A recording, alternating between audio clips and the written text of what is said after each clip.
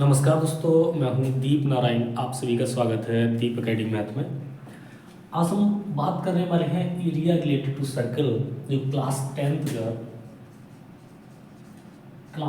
है उसका एक चैप्टर है। एनसीईआरटी बेस पे बात करते हैं। तो सबसे पहले हम यहाँ पे समझते हैं कि जो सेक्टर होता है वो क्या होता है। तो फर्स्ट ऑफ ऑल हम यहाँ पे एक सर्कल ड्रॉ कर लेते हैं। देखो, मैंने यहाँ पे एक सर्कल ड्रॉ कर लिया जिसका सेंटर ओ पॉइंट है। अगर मैं यहाँ पे किसी आर्क को ड्रॉ करता हूँ, ए बी कोई आर्क है और इसको रेडियस से कनेक्ट कर देता हूँ, रेडियस से ज्वाइन कर दिया, तो ये जो पार्ट फॉर्म होता है, ये पार्ट जो है ये आपका सेक्टर कहलाता है। क्या कहलाता है? सेक्टर कहलाता है। अब केवल ये पार्ट सेक्टर होता है तो ऐसा नहीं होता है, इसमें दोनों पार्ट सेक्टर होते हैं। एक ये सेक्टर होता है सेक्टर, और दूसरा ये जो रेस्ट ऑफ पार्ट है जो मैंने सेट नहीं किया है, सर्कल का ही पार्ट है, तो इसको भी सेक्टर बोलते हैं। बट यहाँ कंडीशंस ये होती है कि ये पार्ट अगर थीटा की वैल्यू, देखो थीटा अगर यहाँ पे, थीटा मतलब जो एंगल बनता है सेंटर के साथ में, थीटा अगर ग्रेटर देन 180 डिग्री है तो फिर ये जो सेक्टर होता है ये आपका मेजर सेक्टर कहलाता है। ये मेजर, तो देखिए मैंने यहाँ पे इस थीटा को ग्रेटर देन 180 माना है, तो इसलिए ये जो सेक्टर बनेगा ये मेजर सेक्टर होगा। और अगर थीटा की वैल्यू लेस देन, ठीक है, थीटा जो है वो लेस देन है किससे? 180 से कम है, तो उस कंडीशंस में ये आपका माइनर सेक्टर होता है। तो एक चीज आपको समझ में आई होगी कि सर्किल में किसी आर्क को रेडियस से ज्वाइन कर रहे हैं, तो ये जो पार्ट्स बन जाता है, जैसे आपने पिज़्ज़ा खाया होगा तो पिज़्ज़ा में क्या होता है, स्लाइस बढ़ जाती है। तो लाइक ये स्लाइस है, एक स्लाइस को हम सेक्टर बोल सकते हैं। अब जो रेस्ट ऑफ पार्ट है ये भी सेक्टर है, तो इसलिए हमने इसको दो भागों में बांटा है। एक माइनर सेक्टर जिसमें थीटा की वैल्यू, यानी यहाँ पे जो एंगल बन रहा होगा ये वाला थीटा, ये 180 से कम होगा तो माइनर सेक्टर, और अगर 180 से बड़ा है, जैसे कि यहाँ पे बड़ा है थीटा, तो ये कितना हो जाएगा? मेजर सेक्टर के नाम से जाना जाएगा। अब एक जो इसमें कॉन्सेप्ट है वो ये है कि इस सेक्टर का एरिया कैसे निकालें। तो एरिया ऑफ सेक्टर की बात करते हैं। एरिया ऑफ सेक्टर, तो एरिया ऑफ सेक्टर को समझने के लिए आप सबसे पहले यहाँ पे आइए कि एरिया ऑफ सर्किल क्या होता है। एरिया ऑफ सर्कल होता है पाई आर स्क्वायर। क्या होता है? पाई आर स्क्वायर। अब ध्यान से देखिए, सेक्टर जो है इस सर्कल का ही पार्ट है, तो इसका जो एरिया बनेगा, सेक्टर का जो एरिया बनेगा, इस सर्कल के एरिया का ही कोई पार्ट होगा। क्लियर? अब एक चीज समझिए, ये जो वैल्यू है, मैं इसी फॉर्मूले को थोड़ा सा यहाँ पे लिखता हूँ, पाई आर स्क्वायर, ये है सर्कल का एरिया। सर्कल का एरिया कब है? जब थीटा 360 डिग्री बन रहा है आउट ऑफ 360।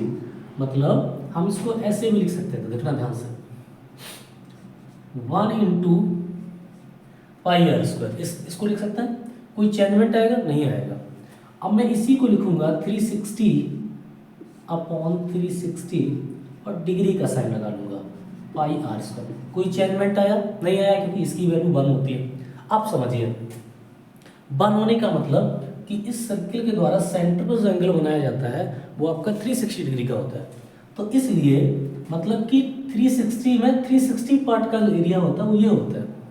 और अगर मुझे यहाँ पे कोई थीटा बन रहा है, मान लो कि 30 डिग्री बन रहा है, तो थीटा कितने पार्ट्स है? 30 है, किसमें से? 360 में से। तो इसलिए यहाँ पे जो एरिया ऑफ सेक्टर आता है, ये देखो, ये मैंने समझाने के लिए आपको बोला है। अगर यहाँ पे एरिया आपको सेक्टर का निकालना है तो जो भी ये एंगल बन रहा है वो यहाँ पे प्लेस कर देंगे। मैंने मान लिया कि यहाँ पे एंगल थीटा बन रहा है, कितना बन रहा है? Theta degree. अब थीटा कहीं से भी बिलोंग कर सकता है, थीटा आपका 30 डिग्री, 45 डिग्री, 60 डिग्री, जो राउंड फिगर नंबर सब मैंने उनको लिए, तो इसमें से बिलोंग कर सकता है। तो यहाँ पे एरिया ऑफ सर्किल ये हो गया। अब मैं एरिया ऑफ सेक्टर को सही से आपको राइट कर देता हूँ ताकि आप समझ पाए। Area of sector equals to theta upon 360 degree into pi r square. ये सर्कल का एरिया होता है, बट यहाँ पे जो थीटा अगर मैं नॉन क्वांटिटीज है तो यहाँ पे जो एरिया बनेगा theta upon 360 into pi r square. ये आपका फॉर्मूला फॉर्म हो जाता है एरिया ऑफ सेक्टर के लिए। किसका हो जाता है? एरिया ऑफ सेक्टर के लिए फॉर्मूला यहाँ पे आपका फॉर्म हो गया। कहाँ से निकल मिला हमें? एरिया ऑफ सर्कल से निकाला मैंने। तो एक बार जब आप पढ़ रहे हैं तो आप कॉपी पेन को लेकर बैठिए, नोट्स कंप्लीट करते जाइए, क्योंकि जो मैं पढ़ा रहा हूँ उसमें मैं उन सब बारीकियों को बता रहा हूँ जहाँ पे आपका पेपर बनेगा तो हो सकता है कि वो वहाँ पे आपको फंसाने की कोशिश करे। फंसाने की कोशिश ये हो सकती है क्योंकि अभी तक आपने जो एंगल की मेजरमेंट्स है वो थीटा में पढ़ी है। किसमें पढ़ी है? थीटा में। हो सकता है कि ये वैल्यू आपको रेडियन में दे दे, कह दे कि 2 रेडियन बन रहा है या 3/4 रेडियन एंगल बन रहा है यहाँ पे, तो फिर आप क्या करोगे? तो उसके लिए आपको थीटा को रेडियन में कन्वर्ट करना आना चाहिए, तभी आप उसको कर पाओगे। लेकिन मैं एक चीज़ तो डेफिनेट कह सकता हूँ कि अगर आप इस वीडियो को देख रहे हैं और आपने डिटेल में देखा, आपको ऑब्जर्व किया, तो आप ये पाएंगे कि अदर जो वीडियोस होते हैं जहाँ पे बहुत फास्ट आपको चीज़ें बताई जाती हैं या आपको लगता है कि 10 मिनट में 20 मिनट्स में आपको कंप्लीट किसी चैप्टर का रिवाइज करा दिया जाएगा, तो ये एक फेक होता है एक तरह से। वो सिर्फ उन्हीं कॉन्सेप्ट को बताते हैं जो बहुत पॉपुलर होता है, और उनको भी ओरल वे में। उसमें जो नई नई चीज़ें बनती हैं, कंडीशंस बनती हैं, सिचुएशंस बनती हैं, उनको डिस्कस नहीं करते हैं। चलिए, तो यहाँ पे हमने देखा एरिया ऑफ सेक्टर के बारे में। अब इसका लास्ट टॉपिक बचता है एरिया ऑफ सेगमेंट, उसको भी डिस्कस करते हैं।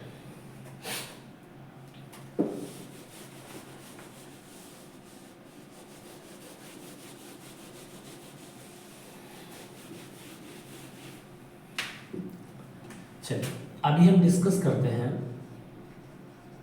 Area of segment. तो एरिया ऑफ सेगमेंट को जब डिस्कस करेंगे तो आपको पहले तो ये पता होना चाहिए कि सेगमेंट कैसे फॉर्म होता है। जैसे अभी आपने सेक्टर को देखा कैसे फॉर्म होता है, किसी आर्क के एंड को अगर उस सेंटर से ज्वाइन कर दें तो सेक्टर फॉर्म हो जाता है। अब हमें यहाँ पे ये देखना है कि आपका सेगमेंट कैसे फॉर्म होता है। देखिए, एक सर्कल मैंने ड्रॉ कर लिया। इस सर्कल का सेंटर आपका O पॉइंट है। अब हम अगर यहाँ पे कोई कॉर्ड ड्रॉ करें, कॉर्ड AB, अब ध्यान समझिए, दो डिफरेंस हैं। हो सकता है आपका ऑब्जेक्टिव टाइप से क्वेश्चन पूछ दे कि any chord of a circles divide to circle into 2 sector और सेगमेंट। कोई एक कॉर्ड किसी सर्कल को डिवाइड करती है, किसमें? सेक्टर में या सेगमेंट में। तो कॉर्ड जो होती है वो सेगमेंट में डिवाइड करती है, वो सेक्टर में डिवाइड नहीं करती है। जबकि आर्क जो होता है वो आपका डिवाइड करता है उसको सेक्टर में। तो देखिए, जब मैंने ये कॉर्ड ड्रॉ की, AB क्या आपकी कॉर्ड है, इसको ड्रॉ किया, तो इस सर्कल के 2 पार्ट्स हो गए। तो 2 पार्ट, फर्स्ट पार्ट ये हो गया जिसको मैंने शेड कर दिया, एक अनशेडेड पार्ट भी है यहाँ पे, ये वाला पार्ट आपका अनशेडेड है। तो ये भी आपका, देखो ये वाला पार्ट है कॉर्ड के जरिए जो सेपरेट हुआ 2 पार्ट्स में, ये सर्कल, ये पार्ट भी आपका सेक्टर है, सॉरी सेगमेंट है, सेगमेंट है। और ये पार्ट भी, जो रेस्ट ऑफ पार्ट है, ये भी आपका सेगमेंट है, सेगमेंट है, ये भी पार्ट आपका सेगमेंट है। अब दोनों पार्ट सेगमेंट है, जैसे मैंने सेक्टर के साथ बोला था कि दोनों सेक्टर थे, यहाँ दोनों सेगमेंट हैं।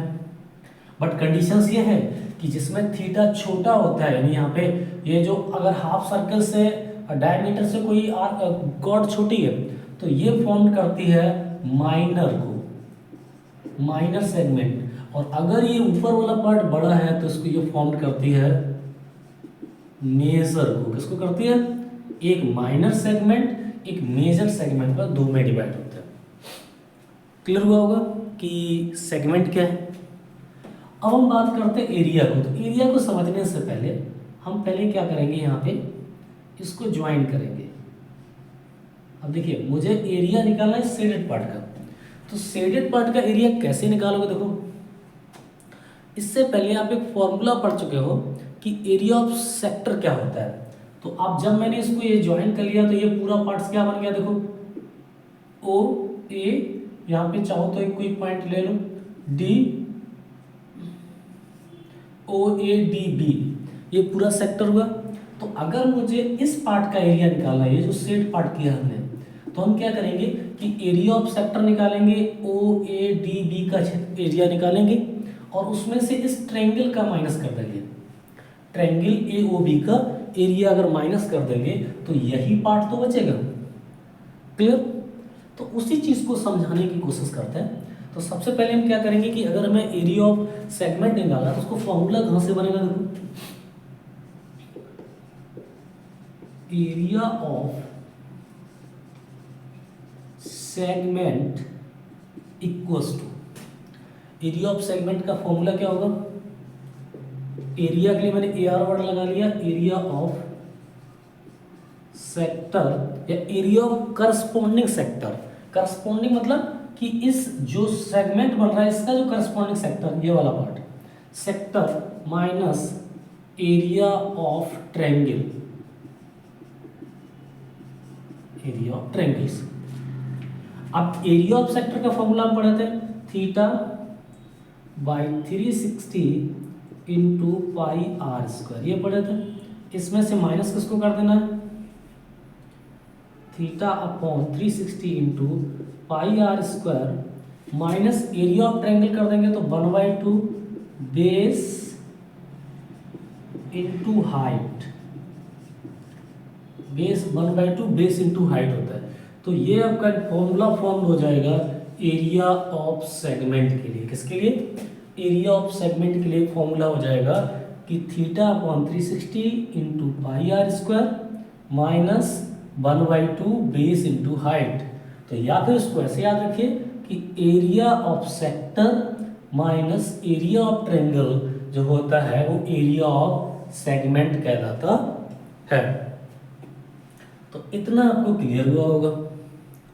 अब एक कंडीशंस यहाँ पे है, ये आपका एरिया ऑफ ट्रायंगल दिया है और एरिया ऑफ ट्रायंगल कब निकालता है? जब हमें इस वाले फॉर्मूले से एरिया ऑफ ट्रायंगल कब निकालेंगे? जब बेस गिवन हो, जैसे कि ये ट्रायंगल था, इसमें ये वाली लाइन गिवन हो बेस, और एक हाइट मतलब परपेंडिकुलर लाइन से ये डिस्टेंस गिवन हो कितनी है, तब तो हम निकाल सकते हैं फॉर्मूले, इस फॉर्मूले से एरिया की area equals to area of triangle equals to 1/2 base into height से। बट अगर ये कंडीशन नहीं गिवन है तो मैं एक नया फॉर्मूला बताता हूं कि area of triangle, area of triangles इस कंडीशंस के लिए जब यहाँ पे थीटा आपका एंगल बन रहा हो तो उस कंडीशंस में होता है 1/2 आर स्क्वायर। आर स्क्वायर मतलब जो रेडियस ऑफ सर्किल है, आर स्क्वायर साइन थीटा। ये एक न्यू फॉर्मूला होता है जो कि एरिया ऑफ ट्रायंगल के लिए यूज किया जाता है, क्योंकि हर कंडीशंस में ये जरूरी नहीं है कि यहाँ पे राइट एंगल ही फॉर्म हो रहा हो या फिर आपको ये परपेंडिकुलर लाइन गिवन हो, ऐसा जरूरी नहीं है। और जब ऐसा जरूरी नहीं है तो उस कंडीशंस में क्या होता है कि आप इस फॉर्मूले को यूज करेंगे 1/2 आर स्क्वायर साइन थीटा। अब आपका एक क्वेश्चन राइज हो रहा होगा कि ये फॉर्मूला कैसे आता है ट्रायंगल का कि 1/2 आर स्क्वायर साइन थीटा। तो इसको मैं आपको प्रूव करके बता दूंगा। पहले मैं थोड़ा सा समझाने की कोशिश करता हूं कि अगर आप खुद से कर सकते हो तो देखिए, ये सर्किल है, ये सेंटर है, मैंने इसको ज्वाइन किया, ये सेगमेंट हो गया। अब ध्यान समझना, ये सेंटर है, ये ए है, ये बी है, मैंने यहाँ पे एक लाइन ड्रॉ कर ली परपेंडिकुलर। अब ध्यान से देखना, यहाँ पे थीटा बन रहा है आपका, ये थीटा बन रहा है आपका, थीटा बन रहा है। और जब ये थीटा बन रहा है तो हमें ये हाइट निकालनी है। तो हाइट निकालने के लिए हम क्या कर सकते हैं, या फिर हम या फिर मैं ये पॉइंट निकालना, बेस निकालना इस ट्रेंगल के, छोटे ट्रेंगल के, तो साइन थीटा यूज करते हैं राइट ट्रेंगल की प्रॉपर्टीज से, जो कि ट्रिग्नोमेट्री में भी पढ़ी थी, इन साइड के बीच रिलेशन होता है। तो यहाँ से क्या करेंगे, साइन थीटा यूज करेंगे, तो sine theta equals to perpendicular into hypotenuse होता है, तो हम उसको यूज कर लेंगे और वहां से हम परपेंडिकुलर की डिस्टेंस निकाल लेंगे और 1/2 बेस इंटू हाइट में अगर रखकर सॉल्व करेंगे तो फिर आपकी वैल्यू आ जाती है। जब मैं इसको प्रूव कराऊंगा कुछ समय के बाद, ठीक है, तो आप उसको डिटेल में समझ पाएंगे, बट मैंने यहाँ पे ओरल आपको ये समझा दिया कि इस तरह से कर सकते हैं। तो आई होप कि ये आपको समझ में आया होगा। अगर समझ में आया है तो कमेंट बॉक्स में जाके बताएं, वीडियो को लाइक करें, और अगर चैनल पे पहली बार आए तो चैनल को सब्सक्राइब ज़रूर कर लें, क्योंकि इस तरह के जो इन्फॉर्मेटिव वीडियो हैं मेरे द्वारा अपलोड किए जाते हैं। तो जैसे कि जो भी आपकी मैथ की रिक्वायरमेंट्स हैं या मैथ को पढ़ने की जो ज़रूरत पड़ रही है आपको, वो आपकी फुलफिल होती रहेगी अगर आपने चैनल को सब्सक्राइब कर लिया। और हमारे द्वारा जो वीडियो अपलोड किए जाएंगे उनका नोटिफिकेशंस आपको टाइम टू टाइम मिलता रहेगा। धन्यवाद फॉर वॉचिंग।